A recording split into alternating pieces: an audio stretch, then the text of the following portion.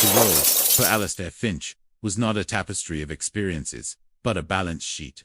It was a collection of assets and liabilities, of profitable ventures and human resources. And the humans, more often than not, fell squarely into the latter category. At 48, he presided over a global tech empire, Finch Industries, from the penthouse of a skyscraper that pierced the London sky like a shard of obsidian. His life was a symphony of closing deals, of silent elevators, of a wealth so vast it had long ceased to be a number, and had become a climate one of controlled, sterile cold. His morning routine was a study in precision and quiet terror for his staff. Maria, the head of housekeeping, would arrive at 5:30 a.m., her keycard clicking in the lock, a sound that always made her flinch. She would move through the vast, minimalist apartment like a ghost, polishing surfaces that already gleamed, vacuuming carpets that bore no imprint of life. Alistair despised mess. He despised imperfection. And he was brutally efficient at communicating his displeasure. Maria, his voice would slice through the morning quiet, not loud, but sharp as a scalpel. The alignment of the magazines on the coffee table is off by a millimeter. It suggests a lack of attention to detail, a costly flaw. Or, to James, his personal valet, the starch in this collar is abrasive. It feels cheap. Are you trying to sabotage my morning presentation? He never shouted. He dismantled people with a quiet, surgical contempt, his pale blue eyes missing nothing, his words laced with a disappointment that was more corrosive than rage. He was a connoisseur of humiliation, and his staff were his unwilling patrons. One Tuesday, Maria called in sick. Her replacement was her niece, a young woman named Elara. Alistair was informed of this change via a terse email from his HR department. He skimmed it, deleted it. The name Elara meant nothing.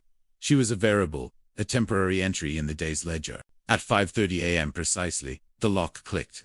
Alistair, already dressed in a Savile Row suit and sipping his first espresso, watched from his chair by the floor-to-ceiling window. A young woman entered. She was slight, with dark hair pulled back in a simple ponytail, and she moved not with Maria's nervous haste, but with a quiet, deliberate grace. She didn't look at him, simply gave a small, respectful nod, and began her work. For the first hour, she was a phantom. He was on an international video call, discussing a multi-million-pound acquisition. His French counterparts were being difficult. The familiar, cold pressure was building behind his eyes. He needed a document from his study, a hard copy he preferred to annotate by hand. He strode into the study, his mind still wrestling with financial projections, and stopped short. Elara was there, dusting his bookshelves, and in her hands was a book. Not just any book. It was a first edition, a collection of romantic poetry, a relic from a time in his life he had sealed away, a youthful folly he now considered a weakness. It was the only piece of his past he allowed in this sterile environment, a trophy of a self he had conquered. "What are you doing?" His voice was dangerously soft. Elara turned, her expression calm. "Dusting, sir. This is a beautiful edition. Keats. A thing of beauty is a joy forever." Her voice was clear, melodic, and the quote, spoken in this context, felt like an accusation. It was as if she had reached into a locked vault within him and casually pulled out its contents. "That book is not a thing. It is a valuable asset. You will not touch it. You will not read it. You will wipe around it. Is that understood?" The words were icy, designed to freeze her in place. A flicker of something not fear, but something else passed through her eyes. She simply nodded and placed the book back on the shelf with a care that seemed, to him, infuriatingly deliberate. The incident should have been over, but it festered in him. Her calmness was an anomaly he couldn't process. She hadn't cowered. She hadn't apologized profusely. She had just looked at him. The climax of his humiliation was orchestrated for the most important day of his financial quarter. Alistair was hosting a luncheon for a delegation of Japanese investors, notoriously formal and reserved. The deal was worth billions. The penthouse had been prepared to a military standard. The caterers were the best in London. His staff were briefed, terrified, and on high alert. The investors arrived, a group of 5 impeccably dressed men. The air was thick with polite, formal conversation. Alistair was at his most charming, a version of himself he had crafted for such occasions. Powerful, yet approachable. Brilliant, yet humble. It was his most convincing performance. They were seated at the long glass dining table. The first course was served, flawless. The wine was poured, perfect. Alistair was explaining a complex point about market saturation. The investors leaning in, captivated. He felt the familiar thrill of control, of a deal well in hand. And then, Ilara entered from the kitchen to clear the empty starter plates. She moved silently, a shadow in her simple black and white uniform. As she reached to take the plate of the lead investor, Mr. Tanaka, her foot caught on the leg of the chair. It was a tiny stumble, almost imperceptible, but her elbow jostled a full glass of a deep, crimson Bordeaux. Time seemed to slow. The glass tipped, a dark red arc tracing a path through the air, and landed squarely in Alistair Finch's lap. A collective, silent gasp sucked all the air from the room. The rich red wine spread instantly across the pristine, cream-colored linen of his trousers, a grotesque, blooming stain of utter catastrophe. It looked, for all the world, as if he had suffered a profound and embarrassing personal accident. For a moment, there was absolute silence. Alistair looked down at the ruin of his suit, his persona, his billion-pound deal. He saw the shocked, politely masked faces of the Japanese investors. He saw the sheer, undiluted horror on the face of his butler. And then he looked at Ela. He expected to see terror, mortification, the cringing, pleading look he was so accustomed to.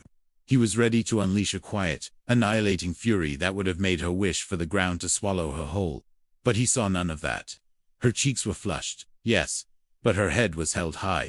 She met his gaze directly, and in her eyes, he did not see fear. He saw a flash of defiance. And then, something worse.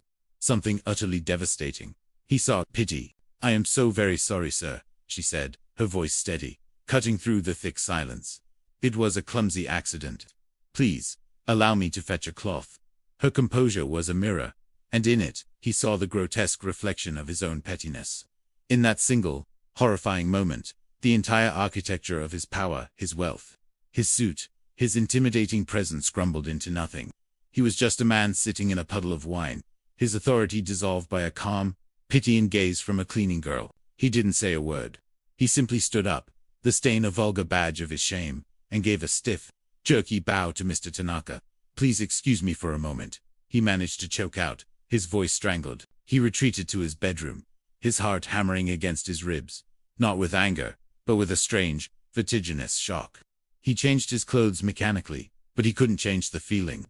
The humiliation was a fire burning him from the inside. But as the initial shock subsided, a bizarre thought began to form. She had looked him in the eye. No one had done that in years. Not when they had failed him. He returned to the luncheon, the deal salvaged by his butler's profuse apologies, and a rare, self-deprecating joke from Alistair that cost him more than any business negotiation ever had. The investors left, the deal was secured, but Alistair Finch was a changed man. He couldn't get her out of his head. Ilara, the girl with the quiet grace and the defiant eyes. The memory of her pity was a splinter in his soul. He, who had humiliated hundreds, had finally been truly, deeply humiliated. And the agent of his downfall had not broken. She had stood her ground. He started to notice her, not as staff, but as a person. He saw the way she hummed softly while polishing silver, a folk tune he didn't recognize. He saw the way she would sometimes pause by the window, looking out at the city with a thoughtful, almost wistful expression. He saw the small, worn copy of poetry she sometimes tucked into her apron pocket. He was, to his own utter astonishment, captivated. A week after the incident, he summoned her to his study. She entered, her posture straight, expecting to be fired. "Sit down, Ilara," he said, his voice unfamiliar even to himself. It lacked its usual edge. She sat, watching him warily. "The incident with the wine," he began, stumbling over the words. "You were not dismissed. I assumed you were savoring the moment." "Sir," she replied, her tone neutral. The directness of it stunned him. "You are not like the others. You are not afraid of me." "Should I be?" she asked. "You pay my wages. You can dismiss me, but fear is a choice. I choose not to waste my energy on it." He was silent for a long time, just looking at her. He saw the fine lines of her face, the intelligence in her dark eyes, a quiet strength that seemed to radiate from her. He, who had dated supermodels and heiresses, felt a pull so profound it left him breathless. It was more than attraction. It was a recognition. He saw in her the integrity he had sold for his first million. "I find you fascinating," he said, the word feeling inadequate and foreign on his tongue. Ilara's eyebrows rose slightly. "Fascinating. I am a woman who cleans your house, sir." There is nothing fascinating about that. You're wrong, he said, his voice intense. The way you carry yourself. The way you looked at me that day. No one has ever done that. Perhaps, she said softly. No one has ever given you a reason to look back. Her words struck him with the force of a physical blow. He was falling, tumbling headlong into an abyss, a feeling he never knew existed. The cold, hard calculus of his life was melting away, replaced by a terrifying, exhilarating warmth. I would like to know you, he said, the admission feeling like a surrender. I would like to take you to dinner. Ilara actually laughed, a short, surprised sound. You're serious? Completely. Her expression hardened. No. Thank you, sir. But no. Why? He asked, genuinely bewildered. Women never said no to Alistair Finch. Because you are not asking me to dinner. You are fascinated by a novelty. The maid who didn't cry. It's a game to you. A distraction. I am not a distraction. I am a person. And I have no interest in being a chapter in your story of redemption. She stood up. Will that be all, sir? He was dismissed. By the maid. And he had nothing to say. He could only nod, watching her leave the room. The door clicking shut behind her with a finality that echoed through the vast, empty spaces of his penthouse and his soul. Her refusal was the beginning of his true education. He didn't fire her. He couldn't. Her presence was now a necessary torment, a constant reminder of his own emptiness. He started doing things he had never done. He asked her opinion on a piece of art he was considering buying. She gave it, bluntly and honestly. He left books he thought she might like on a table, and sometimes he would find them later, with a note containing a single, insightful comment. He was courting her, and she was steadfastly, politely, refusing him. He learned about her life. She was putting herself through university, studying literature. She cared for her ailing mother. She had dreams that had nothing to do with his world of mergers and acquisitions. Her life was rich with a meaning his could never buy. The transformation in Alistair Finch was slow, painful, and real. He started speaking to his staff with a basic level of courtesy. He stopped his surgical critiques. He gave Maria a substantial raise and paid for her surgery. The change was so profound that it sent ripples of confusion and then cautious optimism through his entire company. Months passed. The obsession hadn't faded.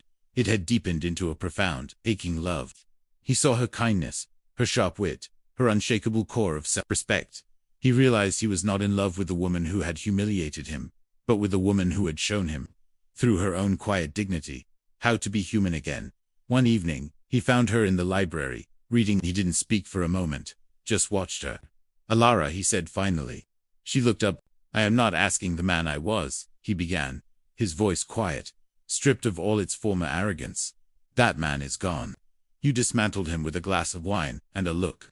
I am asking the man I am now, the man you helped me become, a man who is deeply, irrevocably, and humbly in love with you.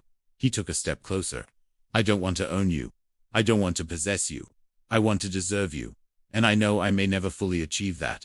But I will spend the rest of my life trying, if you'll let me. He wasn't Alistair Finch, the billionaire. He was just a man, laying his heart bare, with no defenses, no balance sheet to hide behind. Alara looked at him for a long, long time. She saw the truth in his eyes. The arrogance had been replaced by a quiet vulnerability. The coldness had thawed, leaving a raw, earnest warmth. She saw the shadow of the boy who might have loved Keats, before the world hardened him. She closed her book slowly. You're right, she said softly.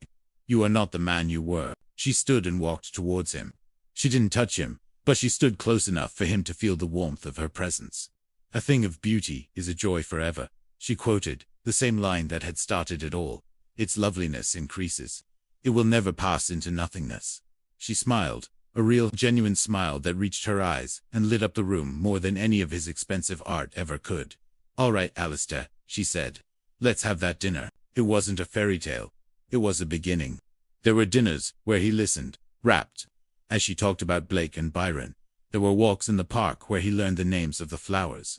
There were arguments and misunderstandings, for he was still learning, and she was fiercely independent. He met her mother, a proud woman who looked him in the eye and judged him not on his wealth, but on his character. He sold the sterile penthouse. They moved to a house with a garden, a home that was lived in, that was warm, that was messy, with books and life. He didn't abandon his company, but he reshaped it, infusing it with a humanity it had never known. He became known not just as a titan of industry, but as a philanthropist, a man of surprising depth, and as she finished her degree, she published a small volume of her own poetry. She never became a society wife. She remained, always, herself. Their love story was not one of a prince and a pauper. It was the story of a king who had built himself a throne of ice, and the woman who had sing with a single act of accidental courage, melted it away and showed him the warmth of the sun. It was a story that began not with a kiss, but with a stain, and proved that the most profound transformations often start with the greatest humiliations, and that the most valuable things in life can never be listed on a balance sheet.